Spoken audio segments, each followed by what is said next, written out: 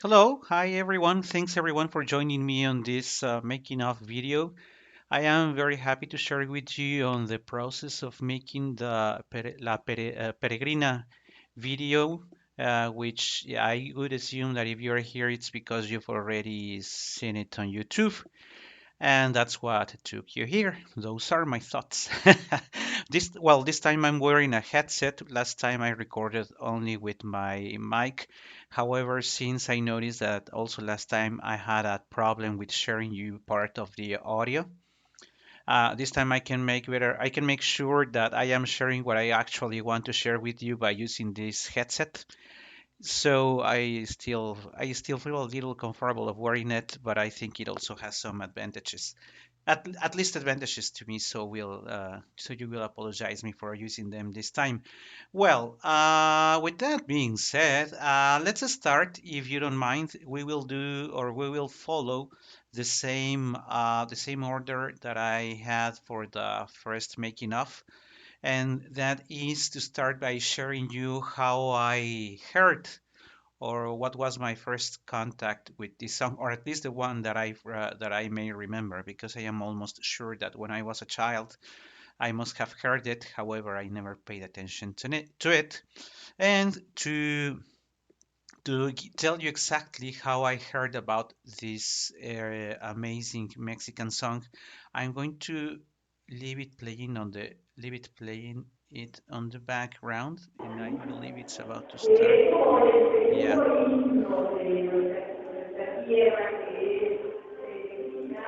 Uh, in the background, we are listening to Alicia Cascante's voice. She's a Mexican soprano, Mexican, of course, and I remember having attended several of her concerts or recitals. And this song, this music, comes from September 2006, which means it's about to be 15 years old, at least the recording that it's about to start. And of course, the quality of the recording is not very good, it's somehow poor. I have discussed not in here, but in the blog for those who speak Spanish and have taken the time to go through the blog. I have insisted a good number of times on the unfortunate lack of support to singers, culture in general in Mexico for already too many years. And this is one of the cases. Most of the videos or recordings that one can find of Mexican singers are basically what one as a spectator could record at that time. So I am almost sure that I recorded it using a phone, which was not a smartphone then. I am pretty sure about it.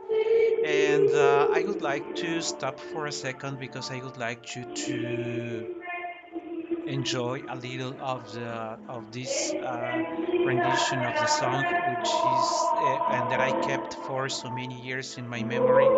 And in the past 2 years, I told myself that I would like to do something with it.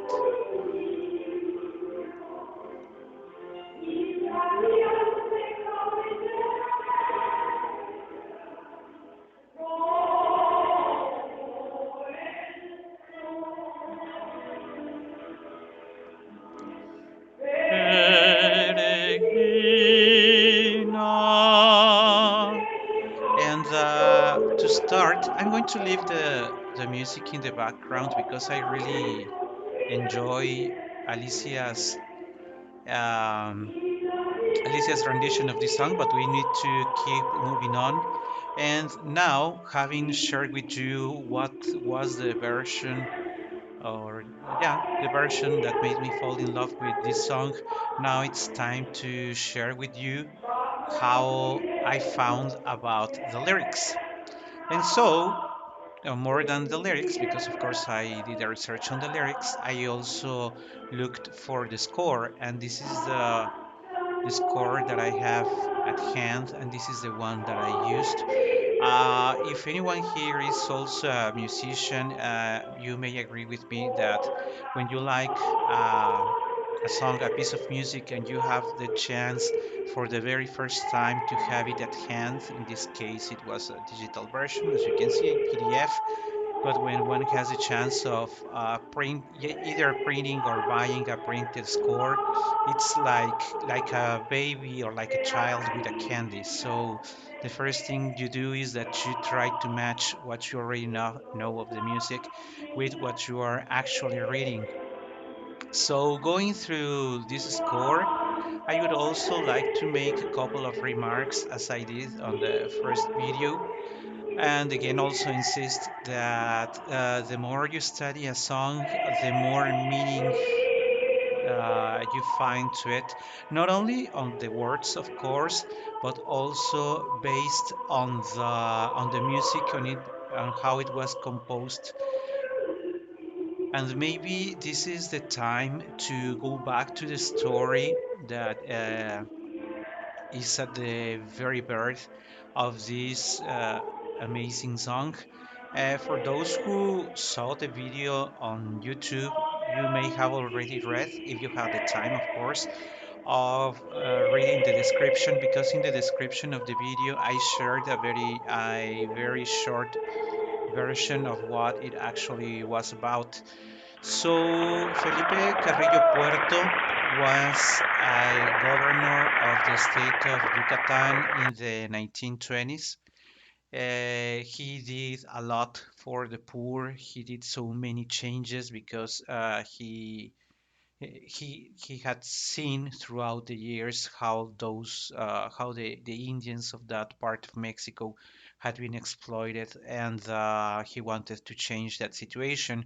By the same time, Alma Reed was sent to Mexico to work on right on what was happening in the Mexican peninsula of Yucatan, and that is how she, Alma Reed, and Felipe Carrillo Puerto, the governor, meet. As time goes by, the story tells they two fell in love. And one time that they were traveling on a car, 1920s, so just imagine the type of car, it had already rained. And Alma was on the ride with Felipe, of course, also the driver. And the author of the lyrics is this uh, Mexican poet, Luis Rosado Vega. So Luis Rosado Vega was on the same car with them, and as they are crossing the road, and after the rain, and they can breathe, that beautiful smell that one gets after it has rained, and you feel the sensations of the humidity and the flowers on the plants. And the governor Felipe asked Luis to compose a song for Alma.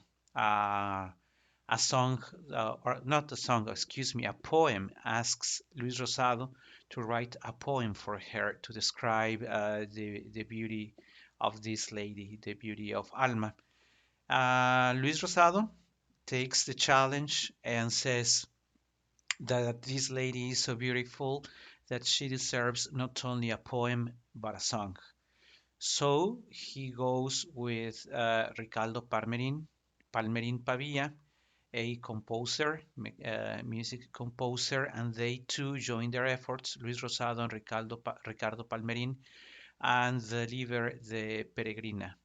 So Alma Reed, in fact, is the Peregrina. This love story is not only the base for how this, or it does not end there, unfortunately, and because of the many economical interests that were against the governor, they somehow or they allied with the local army, and the governor is taken prisoner and executed not many months after the Peregrina song. So Alma goes back to the US, of course, having left, some say, the love of her life here in Mexico.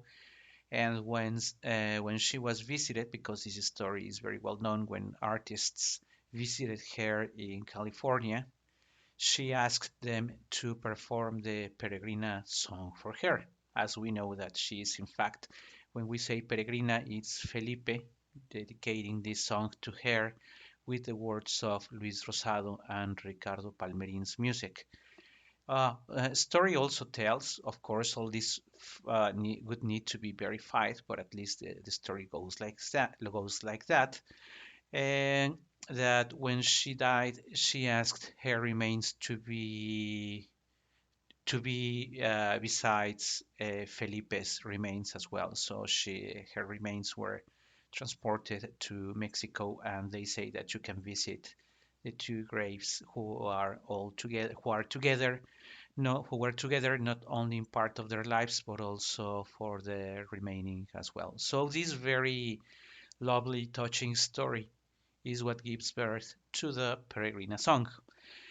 And with that in mind is what makes very difficult to have or to think of how to make the interpretation of this song, because I'm not going to translate it again for all those who don't speak Spanish. It's a very well, words are you can find some translations, but I would like to go in detail into a couple of the phrases that one sings here, and let me choose. Let's go for where we start here, where we say, Peregrina, que dejaste tus lugares, los abetos y la nieve virginal, which is something like Peregrina. Remember, Peregrina is Alma Reed, and she's called a Pellerin because she leaves California to come to Mexico, changing not only of country but the weather and all in her situation to be here working and then falling in love. So, Peregrina, you who left your places or your homeland, and it talks about the trees, the abetos y la nieve. I'm not so sure that in the place where Alma was from, that part in California was actually snow, but the song goes like that because it mentions that you, Peregrina, that you left your homeland, the trees and the snow, and it has a phrase that is called La Nieve Virginal. Uh, and insists because now says, y viniste a refugiarte en mis palmares bajo el cielo de mi tierra tropical. If we take the complete phrase, we start by taking a look at how she is living what is described as a place with trees and snow, and is changed, and they use the word refugiarte to take refugee in the place where there are no palm trees and the sunny sky, because now it's called a tropical land. So there is a contrast. Of course, we can see the vein of a poet writing here, putting in contrast the land of hers, where it is cold and trees, and now this is the land of his, where there is palm trees and it is a tropical land. So, because it remarks on the many changes that she had to make in order to be with him, there is also a couple of things a little further that I would like to because it that I would like to remark because it is almost at the end of the song, and here it says, no te olvides, no te olvides de mi tierra, no te olvides de mi amor.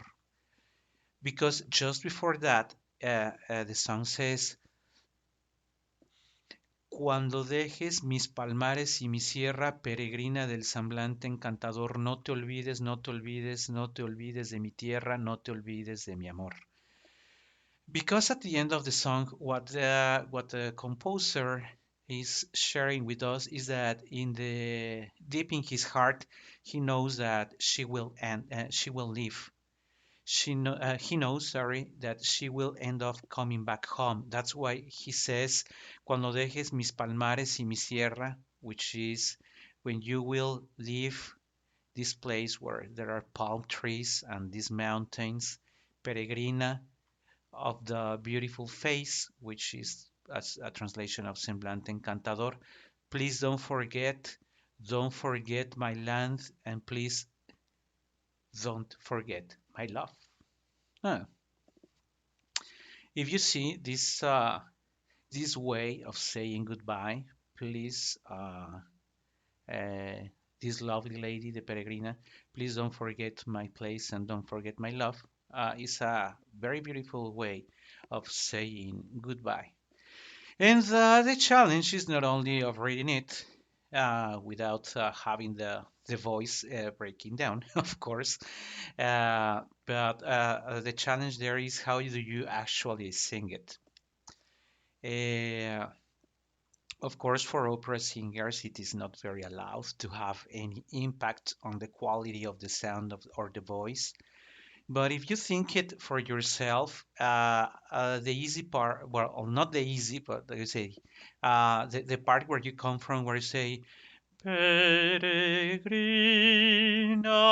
which is how it opens. And now when we are here, we say, Peregrina del semblante encantador.